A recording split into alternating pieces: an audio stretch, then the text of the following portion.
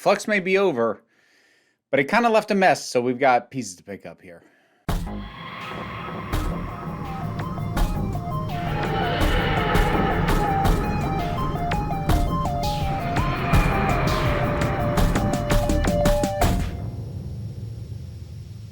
Now, I had always been planning to do an overview review for Doctor Who Flux. I do it pretty much every time there's a new series. Sometimes it is little more than just a ranking of the episodes, but I didn't know what form it was going to take this time, knowing going in that it was supposed to be serialized.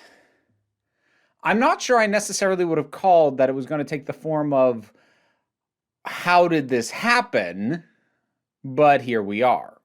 Now, a couple things before we get started. Firstly, if you like Doctor Who Flux and you think that it worked, I love you. And I am jealous of you. I wish I had that experience. I didn't. And what I'm going to be talking about is largely my perception of the thing. I'm not picking it apart because I know what the general consensus is. Well, everyone says it's bad. Let's talk about why. I don't know if everyone's saying that it's bad. I actually don't dive as much into the general fan consensus or critical discourse about these things as you might think I do. I do check out some reviews by some other people here on YouTube who I like, but I usually do that like a month after the thing's aired because I want to kind of have my own thoughts cleansed and out of me before I do that. So I don't know if this thing failed as hard for other people as it did for me. I know there are definitely some people for whom it didn't because I have to moderate my own dang comment section. However, I did notice a little bit of shift in the tone of the comments defending this series as time went on. Because right from the first episode, which I didn't like, people were telling me, why are you complaining that everything's unexplained? It's serialized. Missing the point that I was trying to make, which was, regardless of whether we're getting more stuff later, this seems like a lot to pile into 6 episodes, and it's not balanced well right off of the bat. At least it wasn't for me. Now, those criticisms stuck around but started dwindling as time went on. With Village of the Angels, I was just basically called a hater, as if I went in wanting to hate everything, despite the fact that I genuinely liked War of the Sontarans, but whatever. But by the end, by the time The Vanquishers was out and my review was up, I'm not going to say there weren't people still defending it and saying that they liked it. There were. There seemed to be fewer of them, notably less vocal, and the tone had gone from, I think this is amazing and fantastic, to a bit more along the lines of, look, I understand the problems that you see, but I still liked it. There were still some people claiming that it was great on its face, but there was like 3 of those, as opposed to the cavalcade of them that started out. So the impression that I got, at least from my own comment section, not sure how good a sample that is, but just based off that, enthusiasm for this started to dwindle and fear of not sticking the landing started to go up. And the impression I have is that more people think it fell apart than thought it worked. Again, that's my impression. This is still what I want to talk about, because to me, this fell apart almost immediately. And I was trying to think of the best way to summarize how it fell apart and how early it fell apart. But you know what? How about we just start with a little bit of a rapid fire round on questions that I had that did not ever get addressed to my satisfaction. And I'll also point out, like, the degree to which any of this matters varies. Some of these are, I will freely admit, kind of on the petty side, but my point here is more how many of these there are. Why was Azure hidden as a normal human, whereas Swarm was kept locked up in this special prison for millennia? And if she's been in prison for as long as he has, how the heck did that work? Did she, like, become her own daughter or what? Why is her imprisonment this different from his? Why do Azure and Swarm bother to kidnap Diane? Because they go out of their way to do that. They single her out. They know her by name. Why? They pay no special attention to her later. Now, she serves a plot function inside Passenger to be the only one left who can tell Vinder what's going on, but why the heck is she the only one left? Why was she collected in the first place, and then why was she spared? Who is the Grand Serpent, and what is he trying to accomplish? Now, I know the immediate answer. He is trying to help diminish the influence of UNIT so that the Sontarans can make their move, but why? What is he looking to actually gain out of this?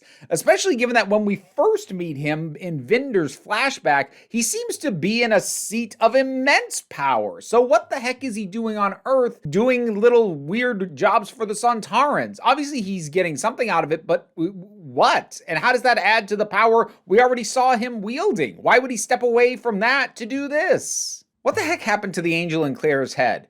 Are we meant to presume that it's gone? Why was Clare left behind? Is the angel still in her head? If so, how is that ever going to be addressed? If it's not, and the angel was extracted along with the doctor, well, then how does that actually impact Clare if she's been carrying this thing for as long as was implied? Speaking of Village of the Angels, or rather the follow-up, what the heck happened to Peggy? Town gets put back, and Peggy is just left there? Because it's not her time and everybody else in the town was gone. And not that I'm saying they should have devoted a huge chunk of time to this, but one little line, just a little bit of dialogue between the other three as they're gallivanting around the planet, just to cover that? I don't think that's too much to ask. What is the purpose of division? Because what we get from Tecteun is that at this point, division appears to exist largely just in opposition to the Doctor, which immediately makes it vastly uninteresting because now it's completely reactionary and it seems to exist only because of her, which I feel kind of inherently makes it less interesting. Plus, it's already been done with the entire thing that went on with the Headless Monks and Matakavarian and the Silence. The Doctor, who has not that far back in the past done the story of something horrible exists just to oppose the Doctor. And I'm not entirely sure it worked that time either. Okay, so that's what Division is doing now. It initiates the Flux, basically deciding to destroy the entire universe because the Doctor is too much of a force for good. Division created the Flux because you're scared of me. Not scared, wary. Except they also say and offer the Doctor the chance to come to the new universe. If you're destroying the entire universe because of her presence, why would you offer her a place in the new universe? Aren't you gonna have to do all this again? Rejoin me.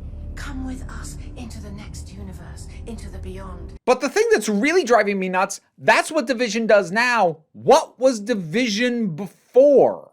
What was the Doctor doing for them? What was their mission? And the closest thing we get is they fight on behalf of space against time, but that's really weird and abstract and hard to get your head around, and I'm not entirely sure it's presented in a way that makes much sense beyond just, okay, yeah, I guess? What? What the heck happened to everything that the Flux destroyed? We've already seen so much damage done. We've seen planets ripped apart. We've seen things destroyed. The Ood points out how much has already been destroyed. This is all that remains. The first Flux event destroyed many galaxies. The Earth was spared by this whole thing with the Lupari. Was the rest of the solar system destroyed? Do we still have a sun? Now, there's a number of possible answers to this. There's a number of things seeded that maybe could be the answer. Swarm talks about how their plan is to actually destroy the universe, recreate it, and destroy it again. So maybe if they caught it at the right time, they caught it right at the start of a new universe being created, and they stopped the Flux early enough that it doesn't destroy anything other than all the fleets and then gets caught up in Passenger. Maybe there's stuff that maybe the Ood did something to reverse this. There was a theory going in that everything was just going to move over to the new universe. That doesn't appear to have happened, but there's any number of possible explanations. But there's also the possibility that we're just not going to address the fact that massive swaths of the universe are just gone. Just gone. And we don't have a firm answer as to why that isn't the case, which leaves us in a position where I'm just going, why are you all so happy right now at the end of this, like you're just going to jaunt off on another adventure? What? Then there's the whole thing with time, because time is now a force in opposition to space, which I don't think that's how anything works, but okay. But it's also a planet, but it's also a person who takes the form of whoever they're speaking with. What does it want? What is it doing? Why did it wipe out Azuran's swarm? It seemed to imply that they somehow failed it, so it obviously has a plan and an agenda. I mean, I could just point out it's a very stupid villain thing to wipe out your assets just because they didn't fully accomplish what you wanted them to. So it's got all this stuff going on, but I'm like, why? What is it that you want? Now, I've seen some people in my comments already point out things like, well, that's hardly new. Look at the Black Guardian. Look at Fenric. Look at all this stuff from Classic. Except that, I'm going to be the contrarian, sit back and go, yeah, and it wasn't good there either. I don't really like Curse of Fenric, partly for that reason. I don't really like the Guardians because of that reason. I like the general idea of things that are too powerful for us to fully wrap our heads around, or for the Doctor to ever fully be able to get on top of or have any hope of defeating, if she or he or they or whichever form the Doctor has can even comprehend what they're trying to do. But that's a fine line to walk, and it rarely works for me. More often than not, it makes me bored of the villain because I don't know what it is they're trying to accomplish, if anything. Like, for me, it worked in something like The Impossible Planet and the Satan Pit because it was evoking something that I did understand, i.e. the devil, but also kept it just vague enough while giving us a lot of tangible details in the way that it interacted and manipulated everybody. So I felt like I got to know the beast in a way that I don't understand this time thing. Now, while I wanted to float those questions out there just to show kind of the jumble of things brought up, not addressed, ignored, or were addressed in a way that I freaking missed, I don't actually want people to go down in the comment section and give me a litany of answers to all these questions. I'm just sort of doing that as an initial setup to sort of show this was not done especially smoothly. And even people, again, who liked it, often when they were in my comment section saying, well, okay, you asked this, here's what I think. And there would be 2 or 3 of those per episode, well, at minimum, and they were almost all different. It feels like Hellbent and the Hybrid all over again, where the people who like it agree that it definitely means something and it's not vague and unanswered, but they can't seem to agree on what that is, which I find pretty telling. But for me at this point, the more pressing question is, how did this happen? And no, I'm not just going to cop to the easy, lazy answer of, well, Chibnall just sucks, because no, it's not that simple. It can't be. Regardless of what you think of what he's done for Doctor Who, a lot of which I haven't cared for, the man is still a professional television writer. He knows how to work in this medium. Specifically, he knows how to work in serialization. The thing that he is best known for, his most highly praised piece of work, is Broadchurch, which is completely a serialized story. He knows how to pace things across a serialized story over multiple episodes. So what the hell happened? Well, I did ask that question in my review of the last episode. And I have now actually gotten some sourcing done that gives some indications as to what happened. So there was a quote from Chibnall that was taken around the time that filming started, noting that they had a shorter season. And what he said was, because of things going on with the COVID restrictions and our shooting schedule, we are only going to have 8 episodes as opposed to 11. Now, don't focus on that number of 8, because since he compared it to 11, that means that he is counting the special that comes afterwards, because, series 12 and series 11 had 10 episodes and a special, that's 11 episodes. So if he's saying, well, we're going to have 8 episodes and he's counting the special, that means that he was expecting to have a 7-episode series plus the special. Now, it doesn't sound like a lot when you think, well, they're only missing 1 episode. It can mean more than you think, especially in a serialized format where part of how you balance everything is to have the ongoing story spread across the episodes, even when individual episodes are dealing with something smaller. If you lose the places where you build that connective tissue, or suddenly have to take connective tissue intended to be spread across more episodes and cram it into fewer, it starts to feel rushed. It starts to feel cobbled together. It starts to feel really ramshackle. And the timing of that quote, I think, is the most important thing. Because as I said, at the time he was quoted at that, shooting had started. So that means during production, they thought they had at least one more episode than they ended up getting in the end. Now, the specifics of this are a little vague. It's probably a combination of things. We know that Ed Heim was originally going to write an episode for this series. Ultimately, that did not happen. So it's easy to assume that whatever he was working on was what got chucked. Exactly what that is, I could look more into it, but it kind of doesn't matter.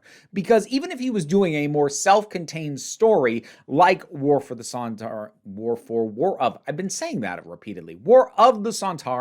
or Village of the Angels, there still would have been overarching stuff going on that now suddenly had to be crammed into everything else. Because even those two episodes that are more or less standalone that we still have tie increasingly into the overall story. War of the Sontarans is pretty self-contained up until the tail end. Village of the Angels, its own conclusion to the immediate situation, is actually heavily tied into the overarching story. So that one's even more intertwined. Now, I'd heard some things that Heim was working on an episode that was going to feature Jack Harkness, and that the bad press around John Barrowman was the reason that didn't happen. I couldn't verify that. That's possible. I think another thing that is at least as likely, if not more likely, is the fact that they had a set amount of time to get these shot. The thing to remember is they were planning to get 8 episodes shot. They ended up, if we count the special, only getting 7. Now, that's not a matter of we're scheduling you for shooting 8 episodes. The BBC is telling them, this is how much time we're giving you to shoot for production. You figure out how many episodes you can do during that. It's distinctly possible that the restrictions that were put in place for shooting in the time of COVID caused everything to take longer, and they may have just had to cut it because they didn't have the time anymore to shoot one more episode than we ended up getting. And I suspect COVID restrictions were actually part of the problem with some of the wonky editing that's going on as well. Because especially by the end, things jump around a lot. Like, I need to single out this scene because this jarred the heck out of me. So we very suddenly go from here to deal with Claire, which is already kind of sudden and jarring, like, okay. But then all of a sudden we get this shot and whoa, oh my God, Kate! God, you scared me. I had no idea you were even there. Like, it's really weird, but it's the kind of thing that results when you don't have time to shoot all the footage you need and you aren't able to go back and do reshoots. This is the exact kind of thing that happens. And we can probably thank the pandemic for how many times characters are simply isolated in their own shots and not have multiple actors appearing within shot. But my point in all this is that it really does look like they were having to adjust and correct for losing an episode while production was already in motion. Which, when I brought up this possible point when I talked about that last episode, I hadn't really considered. In my mind, I had thought, because I'd heard the things, they were going to have more episodes than they ended up getting, which I've now confirmed. But at the time, I had thought, well, he either knew going in how many episodes he was going to have, and he didn't write it properly, he being Chibnall. That does not appear to be the case. Well, you could make the argument that this story wouldn't work even with more episodes, but that's a hypothetical. I don't want to deal with it. The other thing that I had floated was he was told he was going to have fewer episodes, but that wouldn't have happened so close to production that he wouldn't have time to adjust for them.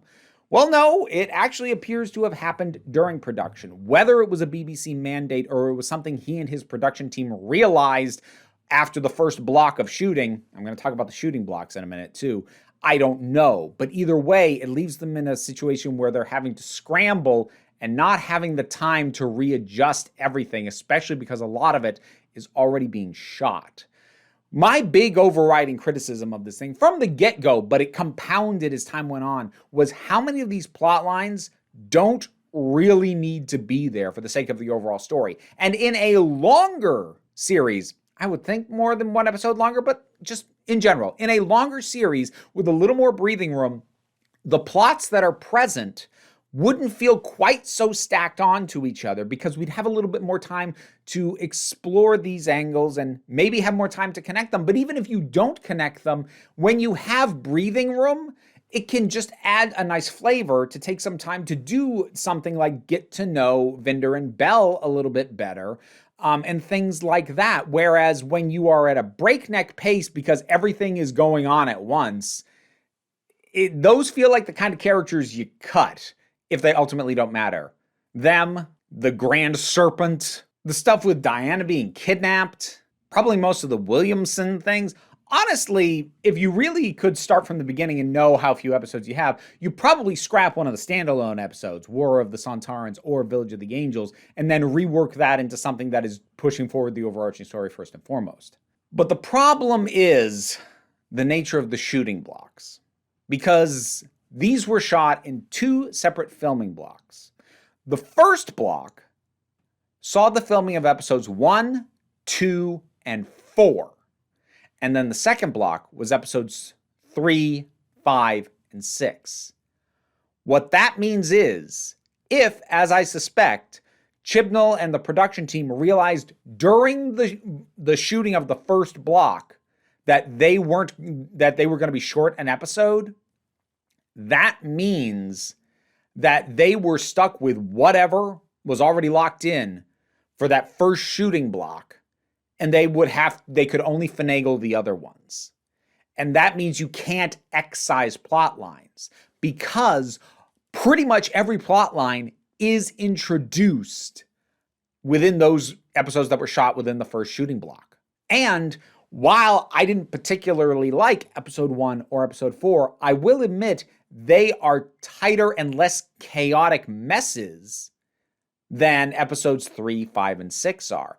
The nature of those and how just thrown together as if they're desperately trying to tie their shoelaces while mid-run. I'm being pulled away again. Dragged back to Atropos in the past. They kind of were. That feel comes from we are locked into all this stuff that's already shooting, and we can't alter the shooting schedule that much because it's already under all these restrictions, and everybody's time is precious. Time is money. We're actually better off leaving those shooting plans intact as much as possible and only altering what's going to get shot after. Which, because the last 2 episodes were part of the second shooting block, means that the whole thing starts to fall apart as we get to the finish line. This is not entirely Chibnall's fault. The storylines being done, he picked them. He decided what stories were going to happen. He decided there were going to be this many. But those are decisions that he made back when he probably didn't realize exactly how restrictive the shooting was going to be, and he thought he was going to have more episodes to do it in. And so while the overall plot and one other thing that I'm going to point out in a minute, which is kind of my last hang-up that I want to deal with, those are things that can be laid at Chibnall's feet. But a lot of the final result of this was stuff that couldn't be helped. It was the shooting restrictions from the pandemic. It's the fact that he didn't realize until partway into production that he was not going to get as many episodes as he thought he was. And then having to try and readjust just the back half, plus, 1 episode in the middle of that first shooting block, that's all he's going to have to tinker with to try and have this all make sense.